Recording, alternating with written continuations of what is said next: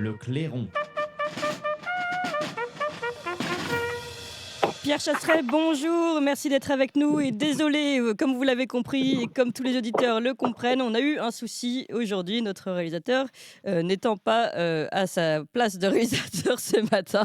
Alors vous êtes, je le rappelle, délégué général de l'association 40 millions d'automobilistes. Je suis très heureuse de vous recevoir aujourd'hui puisqu'on a énormément d'actualités finalement voitures à interroger avec vous. Et d'abord la voiture électrique. Bon, je rappelle que l'idée c'est quand même d'interdire la commercialisation des voitures thermiques à partir de 2035. Or, on a pu voir, c'était notamment le journal sérieux, le New York Post, qui a montré les difficultés, notamment des voitures américaines Tesla, pendant le grand froid qu'on a pu tous vivre ces derniers temps. Il restait des heures et des heures pour charger et toujours à 0%. Donc, questionnement quand même sur la voiture électrique. On est dans le tout électrique et quand on voit le coût de l'électricité en plus et en même temps, entre guillemets, eh bien, on voit bien que ça ne marche pas toujours. Alors, est-ce qu'on est vraiment prêt à faire cette transition, Pierre? Bon, alors déjà, j'ai vu que vous étiez un petit peu en retard, mais c'est pas grave, parce qu'en fait, avec les embouteillages, les automobilistes sont habitués. Donc ça, il n'y a pas de souci. C'est gentil. Donc, pour revenir sur notre voiture électrique, ça, c'est aussi le meilleur moyen d'arriver en retard lorsque vous êtes dans des épisodes de grand froid. Le problème, c'est qu'en France, on a tendance, Clémence, à vouloir donner la sensation à tous les Français qu'ils vont tous pouvoir rouler en voiture électrique. Oui. Alors, je vais vous prendre quelques exemples un peu saugrenus, parce qu'au moins, ça permet de comprendre que cette voiture électrique ne répond pas aux besoins de tout le monde. Partons un peu dans les Hautes-Pyrénées. On aurait pu partir dans les Alpes, mais j'aime les Pyrénées. D'accord. On va aller dans les Hautes-Pyrénées. Mmh. Dans les Hautes-Pyrénées, je vais vous prendre la ville de Saint-Lary-Soulan avec la station de ski de Pladadès à 1700 mètres d'altitude. Eh bien là, je peux vous dire que monter en voiture électrique quand il y a moins de 15, bon, à la limite, vous montez. Je ne suis pas persuadé Que que vous vous allez redescendez. pouvoir redémarrer la voiture. Oui, Ou alors, il va falloir descendre en roue libre. c'est ça. Pourquoi? Parce que les voitures électriques, par grand froid, vous avez des grosses difficultés de consommation. Il faut comprendre que la voiture électrique, comment ça fonctionne? Elle doit être optimisée à une certaine température pour consommer le moins possible. Alors Mmh. c'est bien en zone tempérée, ça peut le faire, encore que l'autonomie est pour l'instant pas très suffisante. Mais lorsque vous êtes dans des zones où il fait très froid, mais c'est une galère sans nom. C'est même pire que ça. Je vais vous faire sourire. Il y a des voitures hybrides actuellement, donc hybrides électriques, Oui. dans lesquelles vous ne pouvez pas, sur les premiers kilomètres de votre trajet, déclencher le chauffage parce qu'en fait, ça consommerait trop de batterie. Donc vous êtes obligé d'allumer les sièges chauffants, le volant chauffant, toutes les options, vous l'avez, parce que sinon, pardonnez-moi l'expression une nouvelle fois, mais vous risquez de vous geler un petit peu les grelots dans votre voiture électrique pendant que vous roulez par épisode de grand froid. Oui. Donc arrêtons de faire croire à tous les Français qui peuvent rouler en électrique. L'électrique est une solution, ce n'est pas la solution. Oui, mais là, c'est pire que faire croire. C'est interdire le reste, l'idée, Alors pour le là, c'est de moment. la grande débilité. Désolé, mais il n'y a pas d'autre mot que ça. Débile au sens faible. C'est-à-dire que c'est d'une faiblesse intellectuelle sans nom de penser qu'on va pouvoir interdire le thermique d'ici 2035. Moi, je vais vous prendre un pari. En principe, je ne me suis jamais trompé. Je vais vous citer mon inénarrable Anne Hidalgo. Oui. Ah Euh, oui, c'est là. On va en en parler après 2035, d'ailleurs. Oui, oui. Allez-y. ouais, mais en 2035, on nous a dit pas d'électrique. Moi, je vous prends le pari, pas de thermique. Moi, je vous prends le pari qu'en 2035, il y en aura encore. Mmh. Et puis, j'en veux pour preuve, j'ai ressorti de mon frigo média. Vous savez, j'ai un petit frigo comme ça dans lequel je range toutes les interviews un petit peu, celles qui me font bien rire, en fait. Oui. Et j'ai retrouvé l'interview d'Anne Hidalgo qui expliquait qu'en 2024, dans Paris, il n'y aurait plus du tout de diesel. Bon, ben, on est en 2024. Il y a du diesel. Ouais. Oui, et oui, et d'ailleurs, il y a des problèmes avec le diesel aussi. Alors, on continue, on va parler d'Anne Hidalgo, mais d'ailleurs, on peut glisser directement sur Anne Hidalgo qui veut interdire, bon, enfin, elle pose la question, mais évidemment, tout ça est orienté. Elle pose la question pour les Parisiens, vous avez pu voir ses affiches partout, hein. Voulez-vous plus ou moins de SUV à Paris? Votez le 4 février. C'est une votation qui a déjà eu lieu dans d'autres villes, il me semble, également à Lyon, par exemple.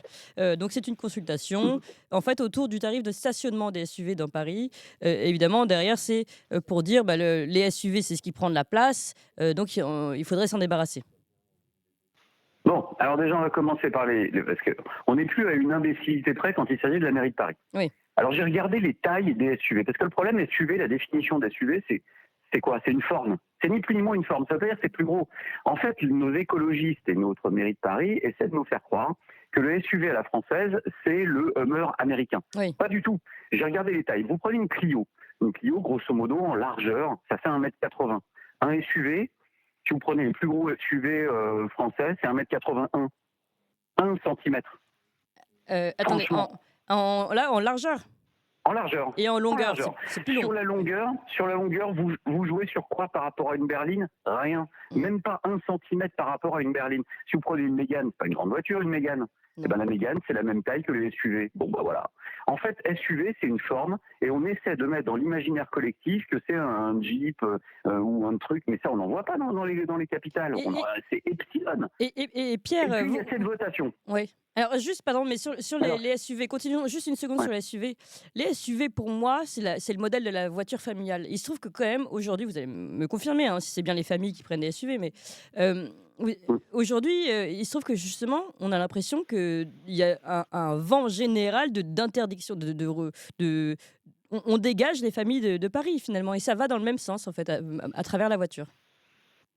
Oui, et le SUV, c'est non seulement le véhicule familial, mais c'est aussi un véhicule plus confortable. La seule différence entre le SUV finalement et puis une voiture traditionnelle, c'est que oui, effectivement, elle est un petit peu plus haute. Mais en occupation de l'espace public, pareil, ça revient au même. Donc c'est stupide. Bon, alors ça y est, c'est plié. Oui. On a montré à quel point c'était stupide du côté de la mairie de Paris. Oui. Maintenant, on va partir sur un autre argument. D'accord. La votation. Alors moi, j'ai adoré. Anne Hidalgo nous demande si on veut plus de SUV partout, qui se garent partout, ou si on veut un peu moins de voitures en ville. Est-ce que vous connaissez un seul abruti en France qui va vous dire « Non, moi, ce que je veux, c'est des embouteillages. Je veux 15 voitures par famille. Bien sûr. Je veux qu'on puisse plus stationner. » C'est idiot. Non, mais il y a besoin, honnêtement, de faire une consultation des Parisiens pour répondre à cette question. Parce que moi, je vais économiser de l'argent public, hein. On va gagner du temps, on va gagner de l'argent. En fait, c'est simple. Les Français, à l'échelle de tous les Français, vont dire moi, un petit peu moins de voitures en ville, c'est bien. Bon, ok, super. Une fois qu'on a dit ça, on fait quoi? Parce que le principe de la votation, c'est de dire plus ou moins de SUV. Enfoncer une porte ouverte avec un pied de biche. Mais au final, c'est pas ça la question posée à Anne Hidalgo. C'est est-ce qu'on est prêt à faire payer 18 € de l'heure une voiture familiale? Oui. C'est exactement ça la vraie question qui se question. pose. Oui. Et là, je pense que les résultats ne seraient pas favorables à la mairie de Paris. Donc, alors, je suis atterré, je vais vous dire mieux, par le niveau intellectuel et politique de la mairie de Paris aujourd'hui, qui se permet de poser une question. Moi, j'ai une autre idée de référendum. Est-ce qu'on est pour ou contre la guerre? C'est bien aussi, ce que vous en dites. Oui. Est-ce que je suis pour ou contre partir en vacances? C'est bien. On pourrait faire des tas de votations, parce que maintenant, on fait plus un vote, on fait une votation. Maintenant, c'est nouveau. Donc, moi, quand j'entends ce genre de bêtises, je me dis vraiment qu'on a vraiment du pognon à perdre à la mairie de Paris. Oui. Et je me mets à la Ça, on place avait de remarqué tous ceux qu'il y avait qui du payent des pognon à impôts perdre. à Paris Oui. et qui vont payer pour ça. Je vais paraphraser notre cher Emmanuel Macron, mais désolé, ça coûte un pognon de dingue et pour rien du tout. Oui. Mais de toute façon, sur Paris, on a bien vu, les voitures sont repoussées de plus en plus vers la périphérie. D'ailleurs, même le boulevard périphérique devrait ne plus être un boulevard périphérique. La tendance générale est vers l'interdiction de la voiture à Paris. Bon, ça fait depuis longtemps que vous luttez là-dessus. Est-ce qu'il y a eu des avancées réelles de leur côté là-dessus? Oui, on voit bien que ça n'en finit pas, que l'objectif, c'est vraiment d'empêcher la circulation automobile. Et c'est quoi le but? En fait, le but, c'est un principe égoïste. C'est-à-dire que la mairie de Paris dit « je ne veux pas de la voiture des autres dans les rues de ma ville ». C'est gênant, parce que les Parisiens sont bien contents de pouvoir prendre une voiture, louer une voiture lorsqu'ils partent en vacances. Pierre, on vous entend un petit peu moins bien. Je ne sais pas si vous pouvez vous déplacer. Oui. On vous entend un petit peu moins bien. Oui, il faut arrêter cette forme d'égoïsme, en fait, où la mairie de Paris souhaite à tout prix, quoi qu'il arrive, mettre en place des mesures égoïstes qui font qu'on souhaite plus la voiture des autres sous nos fenêtres. Je pense que la capitale doit comprendre à un moment donné que, malheureusement, et puis les Parisiens doivent comprendre une chose, c'est que on n'empêchera pas la circulation automobile dans Paris. D'ailleurs, j'en veux pour preuve une étude qui est quand même pour moi très symbolique de ce qui se passe à Paris. Paris, au nom de la pollution, veut tout interdire. Et pourtant, j'ai regardé le bilan carbone par habitant en France. La ville où le bilan carbone par habitant est le plus lourd. Oui. La ville où les habitants sont le moins écolo de France. Oui. C'est Paris. Ah, bah, Donc quand on entend ça, ouais. on se dit que c'est quand même assez fort de café qu'une minorité, certes de Parisiens, veuille à tout prix, au nom de leur vision écolo, interdire la voiture des autres, pendant qu'eux ont le pire bilan carbone de France. Ouais. Alors quand j'entends ça, je me dis que franchement, une petite leçon d'humilité serait le plus grand bien du côté de la mairie de Paris. Bah, on verra ça pour les prochaines élections. Je voulais vous poser une dernière question, Pierre Chasseret. Alors là, fake news ou pas, vous allez nous dire justement, on a pu lire qu'une directive européenne interdirait de faire réparer sa voiture de plus de 15 ans. J'ai lu que c'était une fake news. J'ai lu sur d'autres blogs qui m'avaient l'air sérieux d'automobilistes que c'était vrai. Alors qu'en est-il? Bon, ni l'un ni l'autre. Ah, C'est compliqué. Alors, c'est une réalité à l'échelle européenne. C'est-à-dire que l'Europe songe à empêcher la réparation des véhicules de plus de 15 ans sur des pièces lourdes qui dépasseraient en plus la valeur résiduelle de votre auto. Mais une voiture de 15 ans à l'Argus, elle ne cote pas. Par contre, elle peut très bien rouler. eh oui. Donc c'est une imbécilité Oui. totale. Ça vient de l'Europe.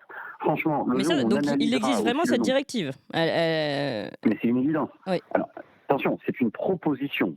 Mmh. D'accord. Parfait. Voilà. Mais maintenant, chaque pays est souverain sur l'instauration de ces mesures. Il est bien évident que je pense que Gabriel Attal n'a pas envie de copier Édouard Philippe et de retrouver un mouvement de gilets jaunes. Mmh. Une voiture, il faut regarder l'âge moyen du parc automobile en France. Eh oui. L'âge moyen aujourd'hui du parc auto qui circule, Clémence, c'est plus de 11 ans. Donc si vous empêchez les gens de réparer leur voiture, c'est-à-dire que vous allez empêcher à peut-être 40% des Français de circuler. Donc ça serait totalement stupide.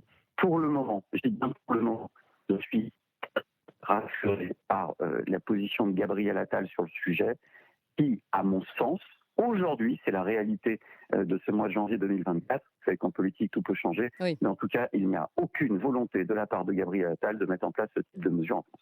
Alors, d'accord, mais on a bien compris, au niveau européen, il existe bien cette volonté. Or, on voit quand même aussi que au niveau européen, il y a de plus en plus de prise de souveraineté nationale. Enfin, ils prennent des compétences qui n'étaient pas forcément les leurs au départ.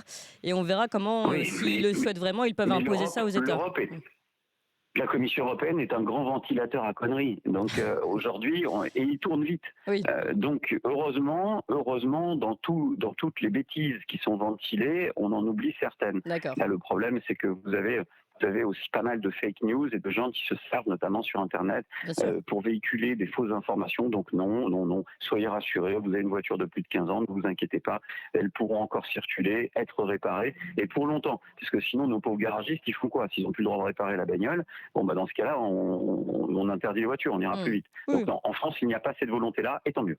Tout à fait. Et en même temps, c'est bon de savoir que ce qui se ventile au niveau de l'Union européenne, parfois, ça permet de voir, de prendre le pouls de leur idéologie. Alors, finalement, pour conclure, Pierre Chasseret, il nous reste 3 minutes.